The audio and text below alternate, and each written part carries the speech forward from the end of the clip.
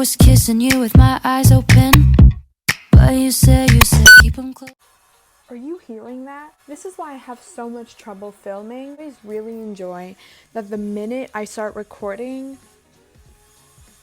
the vicinity of my home becomes the loudest thing on the entire planet. Welcome, ladies, gentlemen, Steve Buscemi. So I didn't post this past week, and it was because a bunch of different factors that I'll probably get into on my next video. I already know what I'm going to film for that one, but it was just a bunch of things. My mother was home, so I was bonding with her. We're redoing the bathroom in my basement, so there's constant noise and loudness of them banging on the bathroom and destroying my home. And then also I've been doing a lot of college related things, trying to get ready for senior year, stuff like that. And that aspect is going to be the topic of my next video, so watch out for that. So you can 100% tell from my channel, but I'm like a big theater nerd. I've seen like a bunch of Broadway shows, and I really like watching Playbill Collection videos. Yeah. And I wanted to do one myself because I do have quite a collection. But I was planning on seeing Hamilton and Company during May, but because of Miss Rona, that did not happen. And so they kept putting off performances at first, like then they said that they were going to open up in September and then October, stuff like that. So they just kept putting it off, so I kept putting my idea off. I didn't want to do this video when very soon I would have 2 new playbills to add to that collection, but since, as you guys probably know, Broadway will be closed until January. Oh my God. But since you guys probably know that Broadway is opening up in 2021, I thought, you know, why wait so long to make this video when I could just do it now? I kind of want like those cool binders where you can have your playbills, where they have like films that you can put it in so that they don't get messed up or anything. So let's start the collection. Also, sorry if this video has background noise. As I said, my bathroom downstairs is getting redone and it's taking forever, and there's just constant noise and they leave really late, and by the time that happens, if I was to film then I would have horrible lighting because I use the light from outside. Also, this is in no particular order. Like, I'm not doing an order from how, like, the first show I saw to now, because I'm just not. I'm probably gonna like forget and jumble things up, so might as well just do it in no particular order. You feel me? First, we have Dear Evan Hansen. I saw Dear Evan Hansen with my sister's husband. Obviously, everyone loves Dear Evan Hansen. I cried like such a little bitch, and it's so strange because this is probably the only musical where you don't feel weird for crying, because I remember hearing like sniffles from around the whole theater, like everyone was crying. I really like this show, obviously. Next we have The Little Mermaid. This was actually the first musical I'd ever seen on Broadway. You can 100% tell because this looks like it went through World War II. It was such a good show. I don't really remember a lot of it because I was very young. I remember Sierra Boggess as Ariel turning into a person, and I remember the scene where she's like in the bathtub and there's like bubbles, and I remember the pirate ship, and that's basically it. You can 100% tell that this is the oldest musical playbill I have because it's rough. But I'm glad that I do have all of my playbills. I'm not missing any because I did start seeing Broadway musicals pretty young. It would have definitely been easy for me to lose all of these, but praise the Lord, I did not. Next we have Le Lion King. I have 2 because I went to go see with my mom and she doesn't like keeping her playbills, so she just throws them at me. I went to go see The Lion King. Obviously a great show. But sometimes I giggle because in the commercials it's like you'll never forget it, and I love The Lion King, I 100% do, but it's also just one of those cases that I went to see this musical pretty young and I have the memory of an insect. But one thing I do remember about this show is that, you know, in the beginning in Circle of Life when Rafiki's like, ah, see when ya, I was not paying attention. I was on like the one of the boxes. And so the stage was here and I was in a box. And so I turned and I started talking to my mom because I didn't think it was starting yet. And I guess I didn't notice like the lights coming down because I'm an idiot. But I was talking to my mom and then all of a sudden I heard nah, and it scared the actual shit out of me. And I was like, honestly, great show. Next we have How to Succeed in Business Without Really Trying. I saw it with Daniel Radcliffe. And I saw it with my sister, one of my sister's really good friends, and my dad. And I really like it. I actually remember a lot of this show, which is surprising because, again, memory of an insect. Good. I really like How to Succeed in Business Without Really Trying. I haven't seen any of the Harry Potter movies, so I feel like the hype of seeing Daniel Radcliffe was more like, oh, he's a good singer, that's nice. But everyone else was like, Harry Potter. But funny story about this one, in like intermission, I had to go to the bathroom because why not? And so my sister took me to the women's bathroom. And then when I was in there, there were these two girls and one of them was like talking about it. And then she was saying something and then her friend mentioned that Daniel Radcliffe had a really good American accent for being British. And then the other girl was like, Daniel Radcliffe is British? Like she was not believing it. And she kept bothering her friend. She was like, you're lying to me. Like, no, he's not. He's American, isn't he? And in my head, I was like, I haven't even seen any of the Harry Potter movies, but how do you not know that Daniel Radcliffe is British? Like, there are definitely people that are famously British.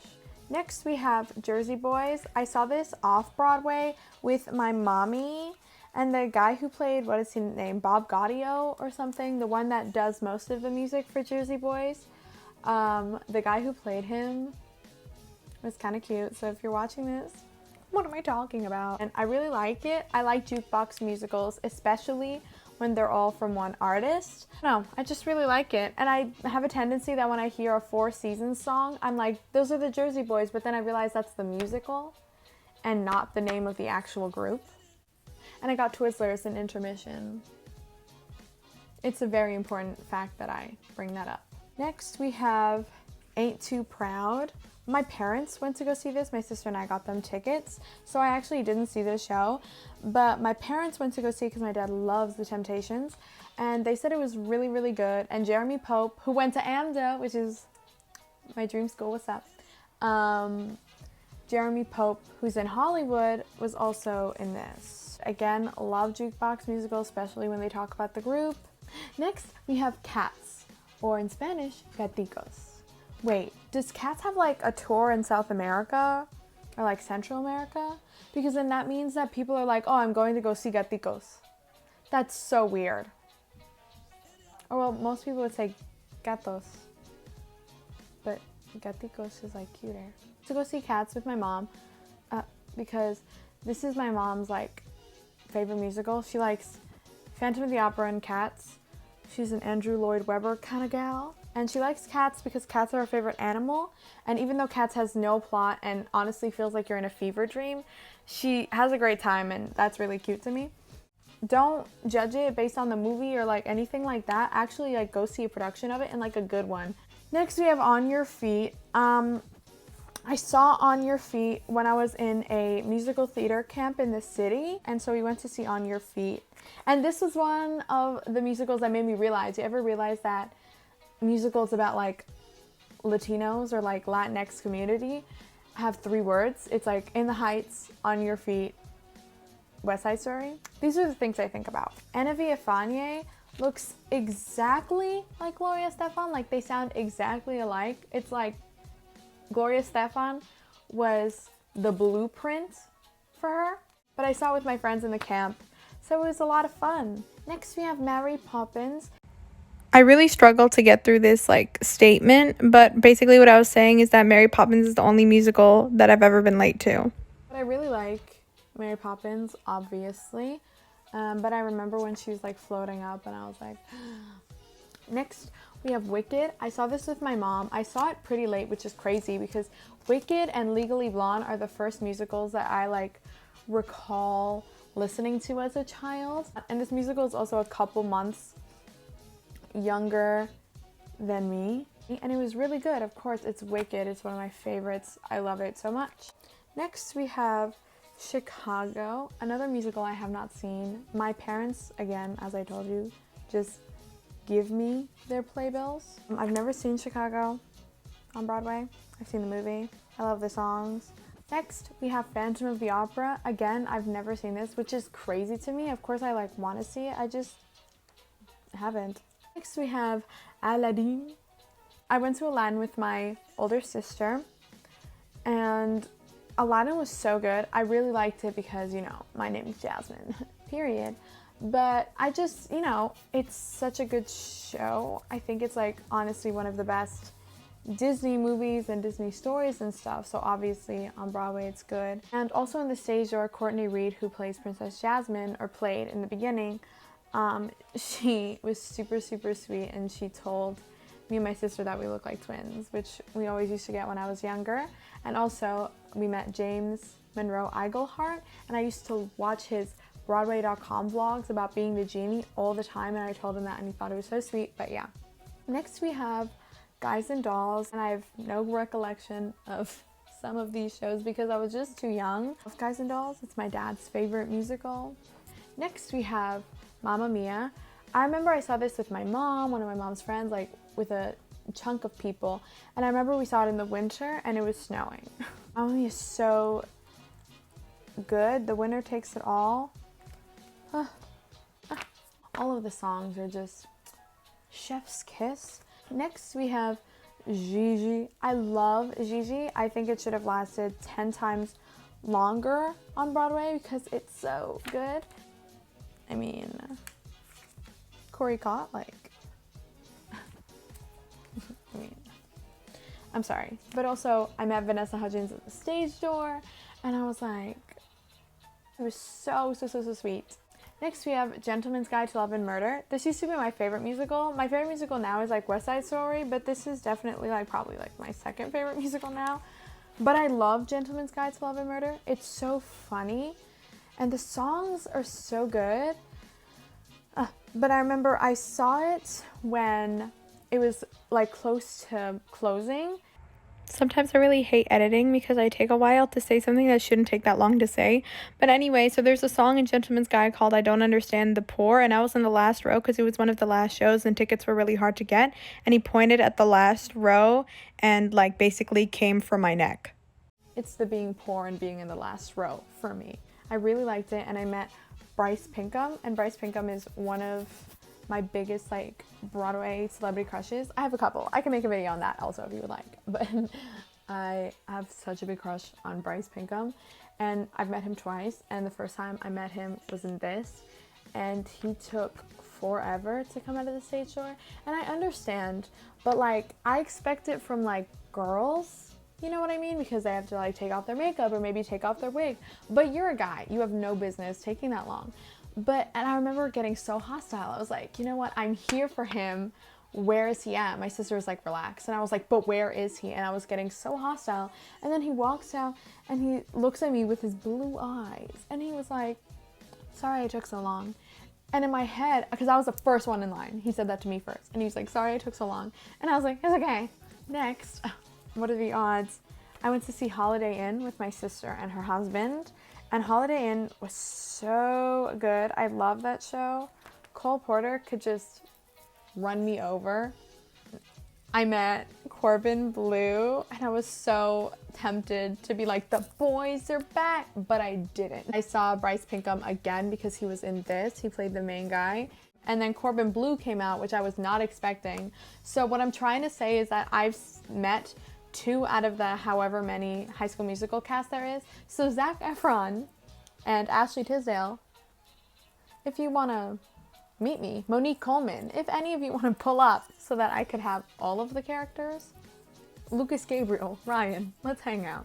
Next, I probably have more of these, but I also keep my Broadway Con playbills, but I've been to every single Broadway Con except for the first one. So yeah, next we have On the Town. I went to go see On the Town when I was in a camp, but not a musical theater camp, like a regular camp. And for the longest time, I lost this playbill, and I found it maybe 2 months ago. Also, Alicia Umfris is in it, so she's so good. It was a really good show, but I was in a camp with like a bunch of guys and a bunch of people that uncultured, and they like were not appreciating the Broadway show, and some of them were like eating crackers and like on their phone, and I was like, disgrace. Next we have Moulin Rouge. I went to go see Moulin Rouge with my best friend Aliana before the world exploded. We went to go see it in December after Christmas, and it was really good. If it's still on after I'm done with college, hit me up so I can play Satine, please. But I saw Aaron Tveit, and I waited in the stage door, and he did not show up. And I'm still kind of upset because I love him. I understand, people are busy, but I love him, and it was very sad that he didn't pull up. Y'all should definitely see it. And the set, my God. And like before the show starts, they play like this groovy music. I can put a clip right now. I was like, what's going on? I felt like someone was trying to seduce me. Next we have Pretty Woman. I went to go see this a couple of years ago, I think, and super good show.